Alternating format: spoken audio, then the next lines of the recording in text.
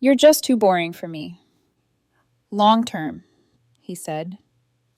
At the time, I laughed, thinking it was just one of his teasing comments. But that night, when I saw how serious his eyes were, something in me cracked. My name is Deborah Grant. I'm 28 years old, and this is the story of how I learned that stability can feel like a curse in the wrong hands.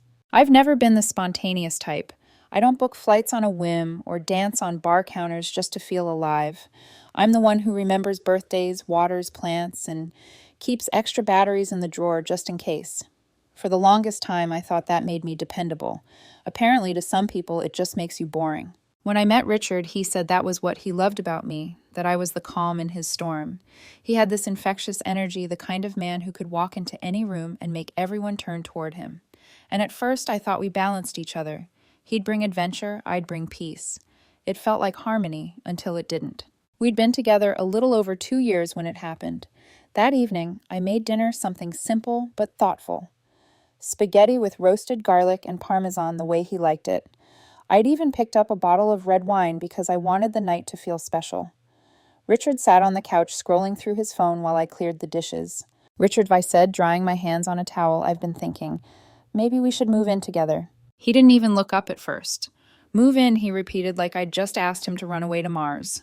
Yeah, I said, smiling nervously. We spend most nights together anyway. It just makes sense. He finally set his phone down, smirking. Deborah, you're sweet. But come on, you really think living together would work? I frowned. Why wouldn't it? He leaned back, arms stretched lazily over the couch. Because honestly, you're just too safe for me long term. The words hit like a slap. Safe, I echoed. He shrugged, as if explaining something obvious. You're dependable. You plan everything. You like routines. And that's nice, I guess. But I don't want nice forever. I want passion. I want sparks. I want someone who makes me feel like life's unpredictable. I stared at him, waiting for the punchline. None came. He smiled, almost pityingly. Don't take it the wrong way. You're perfect for now, but not for always. Something inside me went quiet. I didn't cry. I didn't yell. I just sat there trying to process that the man I'd loved for 2 years was describing me like a placeholder in his timeline. Finally, I said quietly, So, what exactly are we doing then? He laughed an easy, careless sound. Deborah, relax. Why do you always have to turn things into something serious? We're having fun, aren't we? Let's just enjoy it. Fun. That word twisted in my chest. To him, I was a chapter. To me, he was the whole story. That night, I lay in bed, staring at the ceiling while he snored beside me. The room smelled faintly of his cologne, something crisp and arrogant. I kept hearing his voice replaying in my mind. You're just too safe. And for the first time, I wondered if being safe was a bad thing, or if I'd just chosen someone who only valued chaos. The next morning, I made coffee while he scrolled through his phone again, laughing at something on social media. I tried to act normal, asking, What's so funny? He grinned. Madison sent a video. She's crazy. You'd like it. Madison, his ex. He still talked to her as friends, or so he said. I told myself not to read into it. But there was a light in his eyes when he said her name, the kind that used to be there when he looked at me. Over the next few weeks, that light dimmed for me and grew for her. Our Friday nights, once filled with movies and laughter, turned into him saying, I'm meeting some people from work. Don't wait up. He'd come home past midnight smelling of alcohol and someone else's perfume. I told myself not to overthink. I told myself that love requires patience. But deep down, something darker whispered, He's already halfway gone. I stopped bringing up moving in. I stopped asking about his nights out. I started walking on eggshells in my own relationship, quiet, careful, waiting for him to remember that I was enough. But he didn't. One evening, while I was folding laundry, he came home beaming. You should have seen Madison tonight, he said, tossing his jacket aside. She jumped on the bar and started singing. Everyone was cheering. I forced a small smile. Sounds wild. He chuckled. Yeah, she just makes everything feel electric. You'd never do something like that. That one stung more than I wanted to admit. I turned back to the laundry, pressing a wrinkle flat with shaking hands. He didn't even notice. Later that night, I sat by the window, city lights flickering in the distance. The reflection, staring back at me, looked like a ghost, the version of myself I'd slowly muted for him. I thought of all the nights I'd stayed awake, waiting for him, all the quiet dinners, all the little things I did, hoping he'd see how much I cared. And for what? To be called boring. Maybe that's when it truly hit me. I was building a future with someone who never intended to stay in it. The next morning, he kissed my forehead casually before heading out. "Don't wait up," he said without even looking back. And for once I didn't. I sat at the kitchen table long after the door shut behind him, the silence pressing heavy around me. It was strange that silence used to scare me, but now it felt almost comforting. Because for the first time in months, I wasn't waiting for his voice to fill it. I didn't know it yet, but that silence would become my greatest weapon. It's funny how you can spend years building something only to watch it crumble quietly in the background while you pretend not to see it happening. That was my life for the next few weeks. Richard and I still called each other boyfriend and girlfriend, but what we had wasn't a relationship anymore. It was a memory we were both too lazy to let go of. He started spending more nights out with coworkers. He said it like an apology, though his tone made it clear he wasn't actually sorry. At first, I tried to act understanding. "You've been working hard," I said. "You deserve some time to relax." He'd smile, kiss my cheek absently, and vanish into the night with a scent of cologne stronger than usual. I told myself it was fine. I told myself not to be the controlling girlfriend. But every time he left, the silence in my apartment got louder. The dinner I'd made would go cold, the wine would stay unopened, and I'd sit there imagining him laughing with Madison, the woman who could sing on bars and make chaos look glamorous. I hated that image, but I couldn't shake it. Not because I didn't trust him, but because I didn't trust what he wanted. 2. Fridays later, I decided to surprise him at the bar he said he was going to. I'd never done something like that before. It felt desperate out of character, but my gut wouldn't let me rest. The moment I stepped inside, I saw him, and her. Madison was easy to spot tall, glowing in the way women do when they know all eyes are on them. Richard was leaning close, saying something in her ear, and she laughed that kind of laugh that pulls the whole room into it. He looked alive in a way he hadn't looked with me in months. I froze by the doorway. I could have stormed over. I could have shouted, but instead I just stood there, invisible, in a place that used to feel safe because of him. Then I turned around and left. That night I didn't sleep. I kept thinking about that word safe. He'd said it like it was an insult, like stability was a cage instead of a home. But as I stared at the empty side of my bed, I realized something else. He didn't want calm. He wanted chaos disguised as passion. And Madison was chaos personified. Still, I couldn't bring myself to end it, not yet. Because part of me, the naive part still clinging to hope, wanted him to choose me without being forced to. I wanted to believe that love was enough to outlast temptation. I wanted him to remember who I was before Madison reminded him of who he used to be. The next morning, he texted casually. "Didn't make it home last night. Crashed at Ben's place after drinks." No apology, no explanation, just an update as if it were normal. I stared at the screen for a long time, my fingers trembling over the keyboard before typing. "Okay, hope you had fun." Then I deleted it. He didn't deserve even that much of my energy. A week later, he showed up at my apartment, acting like nothing was wrong. He brought coffee and croissants like it was some peace offering. We sat at the kitchen table, the air heavy with things neither of us wanted to say. He leaned back, sighing. "You've been quiet lately. Everything okay?" I looked at him. The nerve of that question almost made me laugh. "I'm fine," I said, lying smoothly. "Just thinking a lot. About what I shrugged. Us." He frowned. Oh God, not one of those talks again. That made something in me snap. One of those talks, I repeated. "Richard, you called me boring for wanting to move forward. You disappear every weekend and act like I'm the problem for caring." He rubbed his forehead, exhaling. "Deborah, please don't make this dramatic. You're overthinking again." "Am I?" I asked, my voice shaking now. "Because it kind of feels like you've already checked out." He hesitated, a flicker of guilt, but it vanished just as quickly. "You always twist everything into something heavy," he muttered. "That's what I mean, you take the fun out of things." I stared at him, feeling something cold and unfamiliar crawl up my spine. "You want fun," I said quietly, "but you don't want love." He opened his mouth, but I didn't let him speak. "Do you still talk to Madison?" I asked. He blinked clearly, not expecting it. "What does that have to do with anything?" "It has everything to do with it," I said. "Because every time you say her name, you light up in ways you never do with me." He gave a short, humorless laugh. "You're jealous. She's just a friend." "Then why do you sound happier talking about her than you do talking to me?" He stood up, shaking his head. "You know what, I can't do this right now." "Yeah," I said, standing too. "I think that's the problem. You never can." When the door closed behind him, I expected to cry, but I didn't.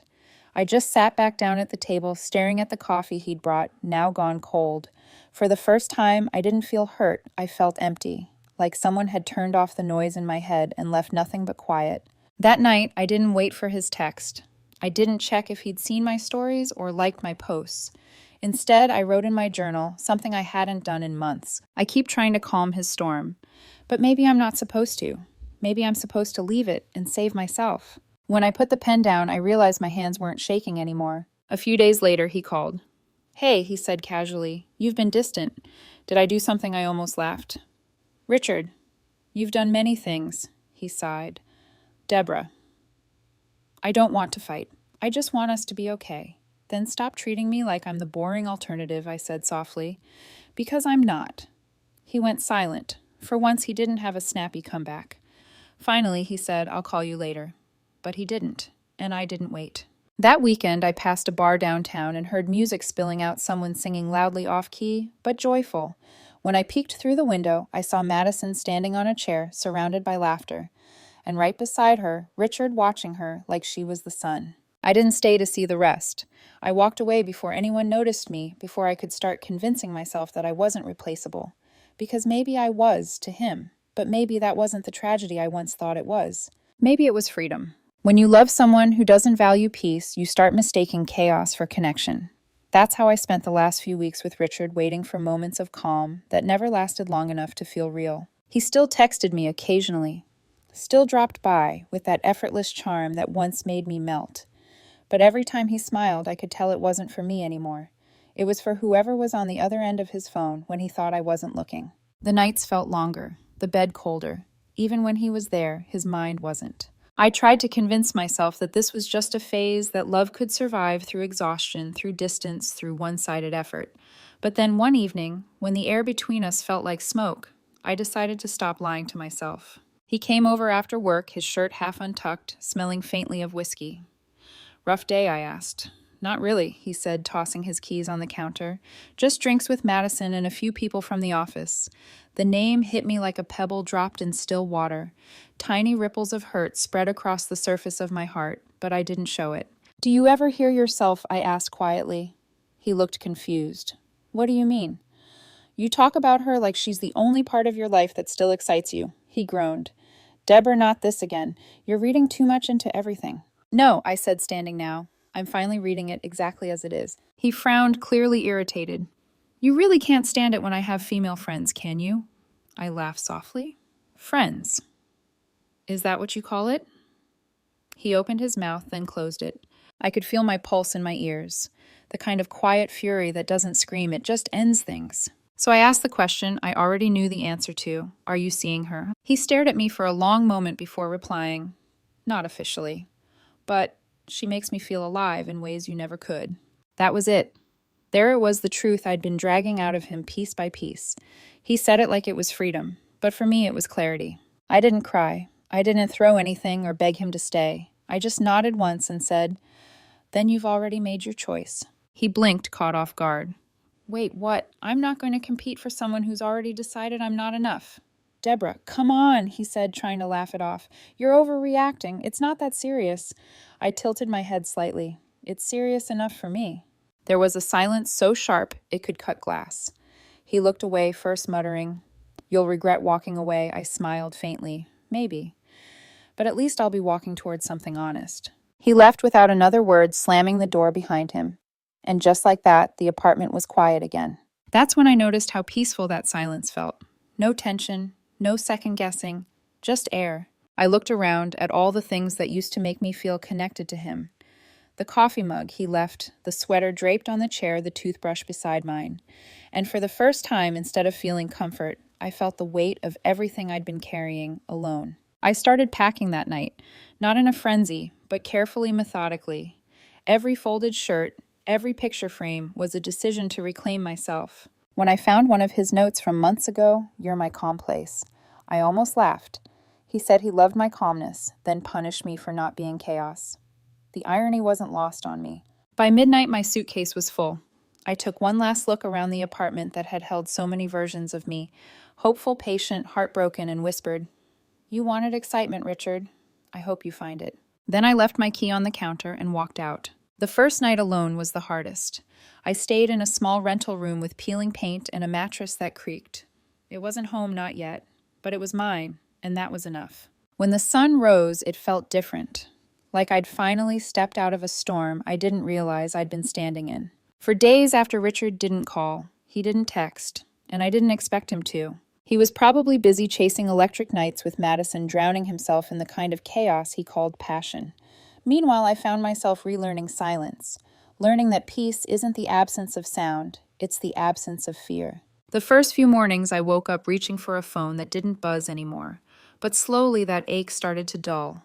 Because the truth was, the more distance I put between us, the more I could finally hear myself. 3 weeks later, I saw a photo online. Richard and Madison. They were laughing in a bar, her hand on his chest, his head thrown back in laughter. The caption read, "Finally living life to the fullest." I stared at it for exactly 5 seconds before closing the app.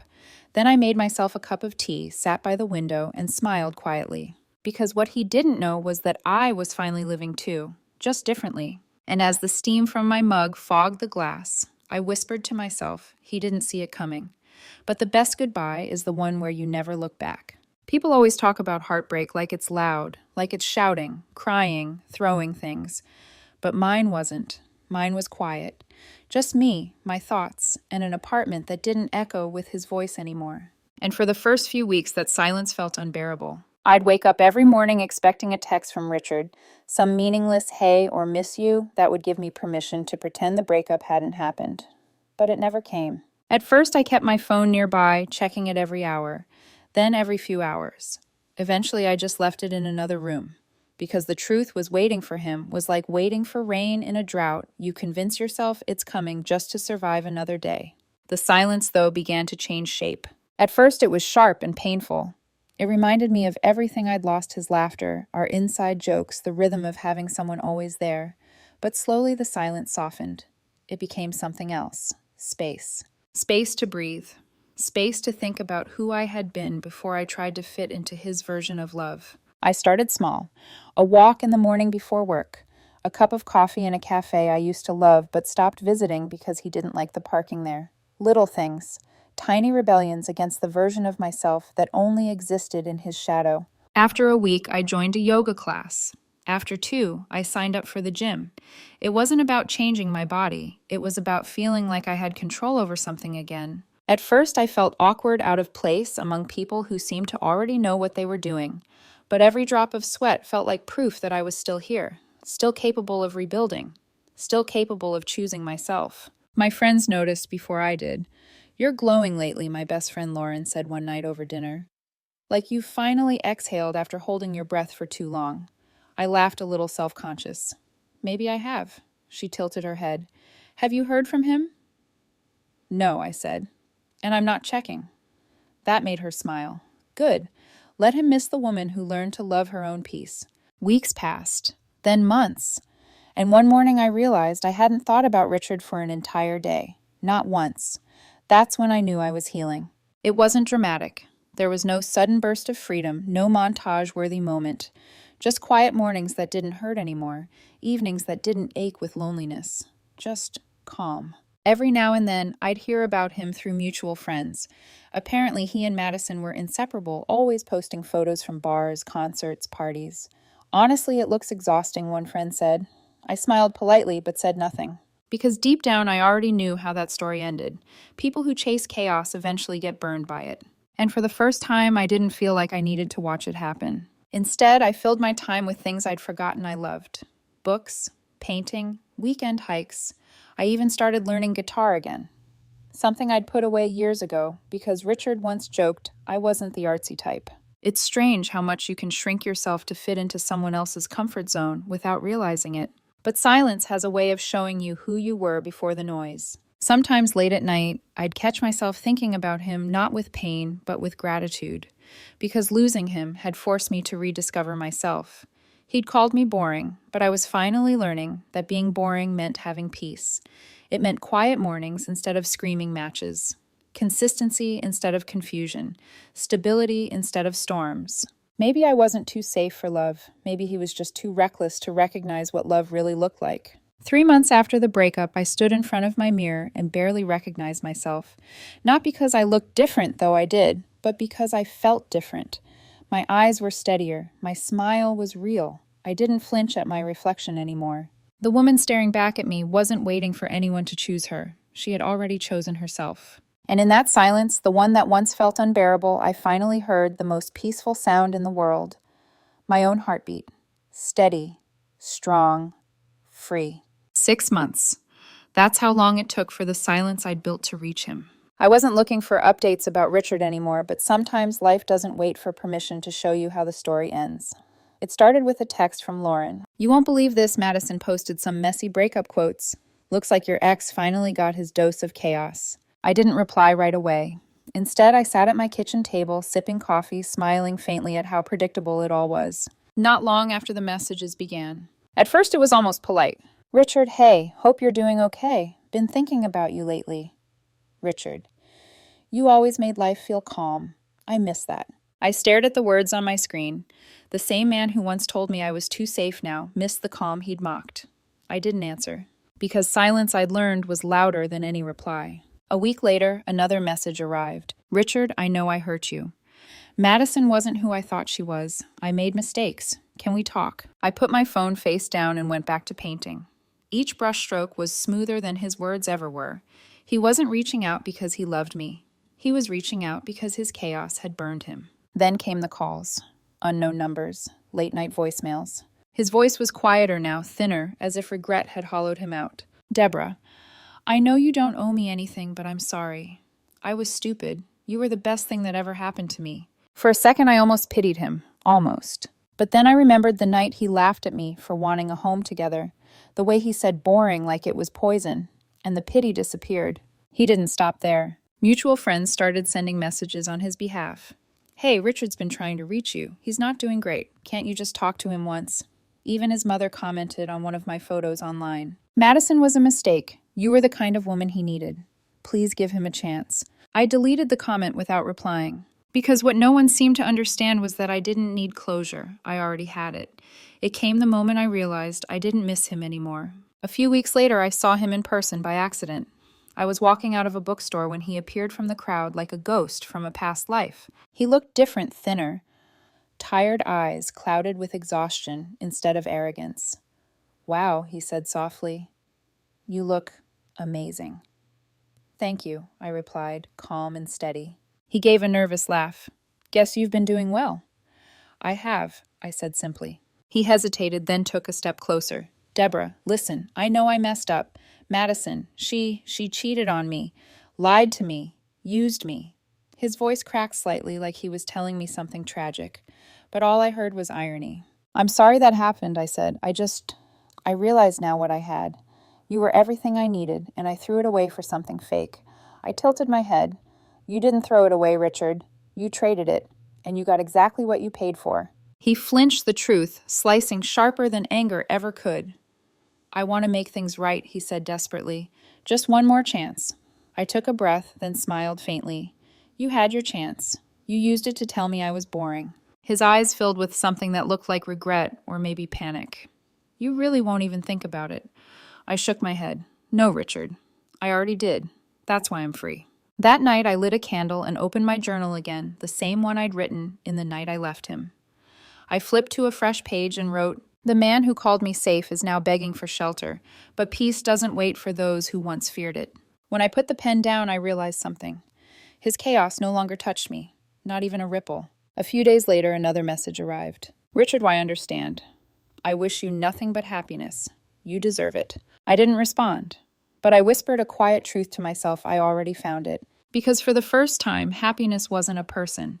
It was me, my silence, my peace, my life rebuilt brick by quiet brick. And somewhere out there, while Richard was finally learning what real loneliness felt like, I was learning that the best revenge is simply never needing one. A year after I walked away from Richard, life had changed in quiet, beautiful ways. My mornings began with calm instead of anxiety. My evenings ended with peace instead of questions. And somewhere between the silence and the sunlight, I realized I hadn't just survived heartbreak, I'd rebuilt myself from the ashes of it. When Tyler, one of our mutual friends, sent an invitation to his engagement party, I almost didn't go. Part of me wanted to avoid the risk of running into Richard. But then another voice whispered, "Why hide from the past when you've already outgrown it?" So I went. The party was held at a small rooftop venue, glowing under string lights and laughter. Music drifted through the air, soft and warm. When I walked in, people turned to look. A few double takes, a few compliments. It wasn't vanity that made me notice, it was realization. For the first time, I wasn't the quiet background girl in someone else's story. I was the one who had learned to stand in her own light. And then I saw him, Richard. He was standing near the bar, talking too fast, laughing too loud. The same old performance. But the years had left marks on him that charm couldn't cover. He looked older, duller. His once confident grin had faded into something forced. When his eyes found mine, his whole expression shifted. "Wow," he breathed, stepping closer. "Deborah, you look incredible." "Thank you," I said, polite but distant. There was a long pause. The music carried on between us, but it felt like we were standing in another world, the one we'd both left behind. He ran a hand through his hair. "I wasn't sure you'd come." "I almost didn't," I admitted. "But I'm glad I did." He gave a nervous laugh. "Guess you've been doing well." "I have," I said simply. You look happy." "I am." His smile faltered a little. "I'm glad. You deserve it."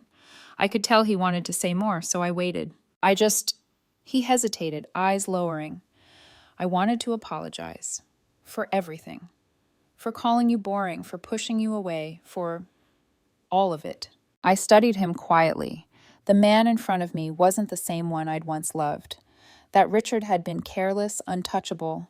This one looked lost. "I appreciate that," I said gently. He exhaled in relief, taking a small step closer. "Madison and I, we didn't last. She cheated, lied, drained me dry. It was chaos. You were right. You were always right." I tilted my head slightly. "You said once that you didn't want safe, that you wanted someone who made you feel alive." He winced. "Yeah, I was an idiot." "Maybe not," I said softly. "You just wanted fireworks. You never realized how quickly they burn out." He swallowed hard. "Deborah, I miss what we had, you and me. The peace, the trust, the calm. I didn't know how much I needed that until I lost it." His voice broke a little. "Can we start over?" For a moment, I looked at him and saw flashes of the man I used to love, the small moments that once made me stay. But then I remembered the woman who waited in silence for a love that never respected her peace. So I smiled sadly. "No, Richard, we can't." He blinked. "Why not? You forgave me, didn't you?" "I did," I said. "But forgiveness isn't an invitation to return." He looked genuinely hurt now, like he'd expected me to crumble the way I used to. "I've changed," he said quickly. "I can make it right this time." I shook my head. "You don't need to. You already taught me what I needed to learn." He frowned. "What's that supposed to mean?"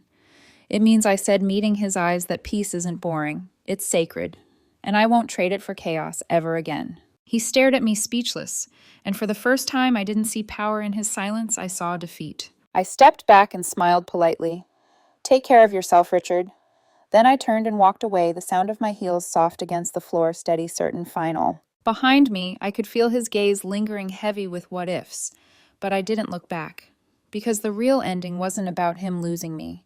It was about me finally realizing he no longer had any hold on me. Later that night, I stood alone by the railing, watching city lights shimmer below. The air was cool, calm, the kind of night I used to dream of when my heart was still in pieces. And for the first time, I felt entirely whole. I took a deep breath, closed my eyes, and smiled to myself. "He once said I was too safe," I whispered. But that safe life, he mocked, became the life I always wanted. And as laughter echoed behind me and music floated through the air, I realized the story wasn't about heartbreak anymore. It was about peace, about growth, about finally being the storm and the calm all on my own.